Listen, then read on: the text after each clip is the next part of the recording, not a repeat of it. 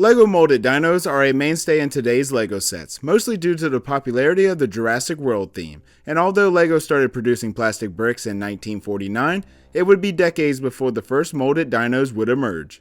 Today on Brickified, I will explore the evolution of LEGO dinos over their 20 plus years of existence. And please remember to give a like if you enjoyed the video, but let's get into it.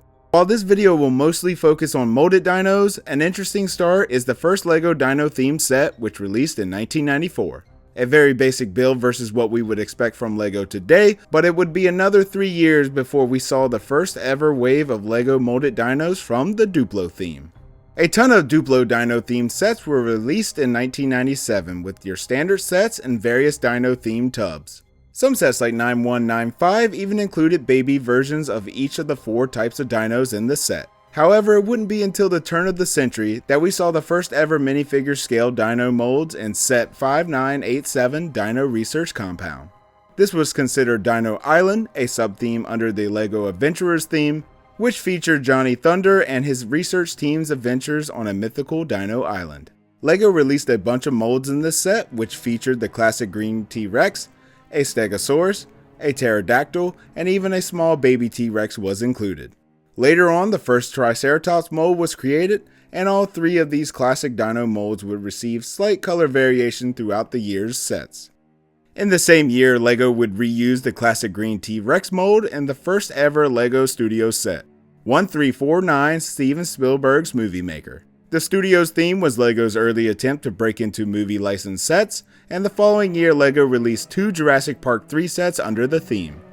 Releasing a month before the movie, the 3 main antagonists were included with the Spinosaurus, Velociraptors, and Pteranodons.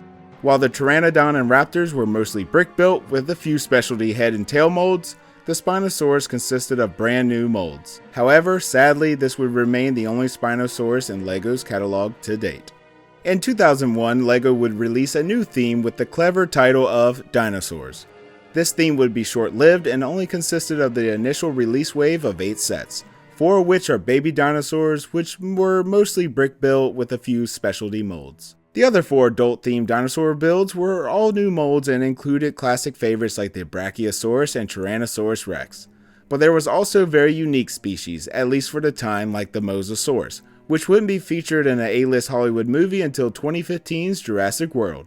And lastly, the Styracosaurus, which would become a fan favorite in the Jurassic World Evolution games.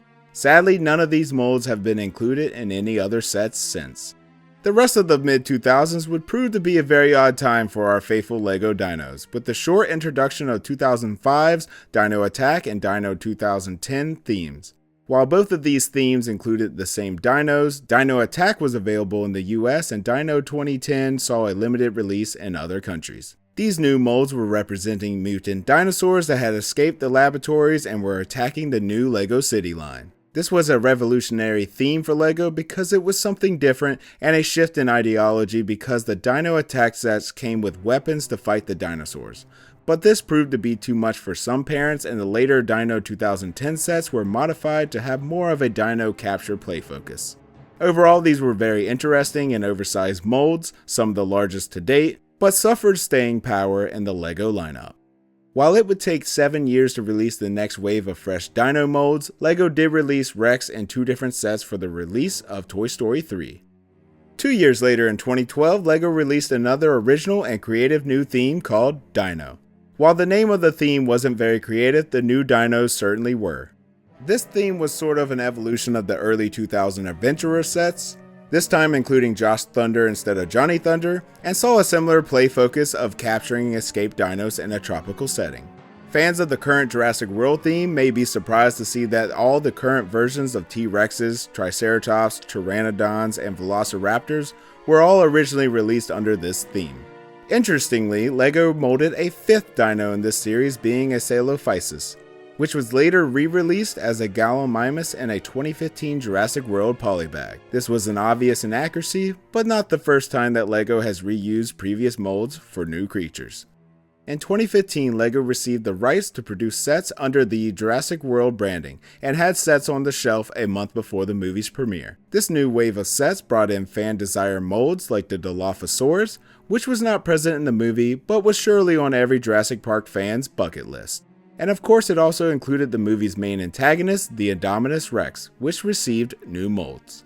Unfortunately, fans had to wait another 3 years for a next wave of sets, which came out with the promotion of 2018's Jurassic World Fallen Kingdom. In this new wave, we saw 4 fresh new dino molds, like the baby velociraptors to resemble Baby Blue in the movie's main antagonist, the Indoraptor, and 2 other fan-requested models for the Stygimoloch and the Carnotaurus. Other dinos were included as recolored variants, like a more accurate JP1 color Dilophosaurus and Velociraptor, as well as 2 different T-Rex color variants. The theme would continue in 2019 with the recolor of a Triceratops, a first for the Jurassic World theme, and a new Baryonyx mold which was previously featured in 2015's Jurassic World. This year also saw the release of 2 creative brick-built dinos with the direct-to-consumer Jurassic Park T-Rex Rampage and a T-Rex mech, which was featured in a classic 1993 Ford Explorer color scheme. This year would also see the reuse of the Velociraptor mold, this time in a dark blue color scheme for a LEGO Movie 2 set. Next year's 2020 Jurassic World wave saw the addition of 2 new baby dinosaur molds of a Triceratops and an Ankylosaurus. This was followed by a new mold for an adult Ankylosaur in the same year, and a slight recolor and reprint of 2015's Indominus Rex. And lastly, LEGO redeemed their 2015 Polybag Blunder with a new mold for a Gallimimus, which received a fan-favorite classic Jurassic Park color scheme. 2021 only saw recolors of previous release molds, but in 2022, 5 new molds were developed in correspondence with the release of Jurassic World Dominion. Included was the Atrociraptor, which came in 2 different color variations, a Pyroraptor and a Quetzalcoatlus, which both had limited screen time in the movie, and 2 larger molds for the Giganotosaurus and the Therizinosaurus. In 2023, LEGO released a new mold for the Brachiosaurus for the 30th year anniversary of Jurassic Park. In 2024, LEGO released a long-awaited update to the Stegosaurus mold. First seen in the year 2000, this mold is pretty well done, and a departure from the Stegos seen in the Jurassic World video games. However, there is something about this mold that I just don't like, and I just can't seem to put my finger on it.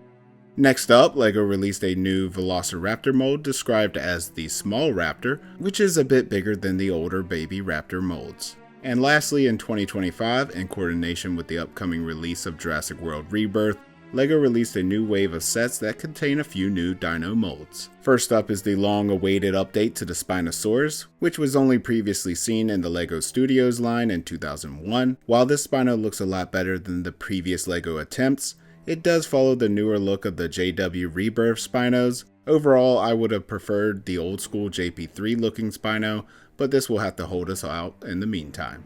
Additionally, sauropods are finally getting some more LEGO love with the release of the Titanosaurus mold, another Jurassic World Rebirth dino that I just can't wait to see in the movie. We also have a new baby dino in the form of a Queelops, which is a cute little mold in its own right. And lastly, while it's not an updated mold, we do finally have an updated Mosasaurus from LEGO, but in a brick-built form. Let me know your thoughts if LEGO will ever release a D-Rex mold. While there is a plethora of dinosaur molds out there, there's still a number of notable fan-favorite species missing from the Jurassic World theme. Just some of these include an updated JP3 mold for a Spinosaurus, a JP3 style Velociraptor with head feathers, an updated Mosasaurus, first-time mold of a Parasaurolophus, in addition to many others. Comment down below your favorite LEGO dino and which species you would like LEGO to make next. And make sure to leave a like if you enjoyed the content and subscribe for more LEGO videos.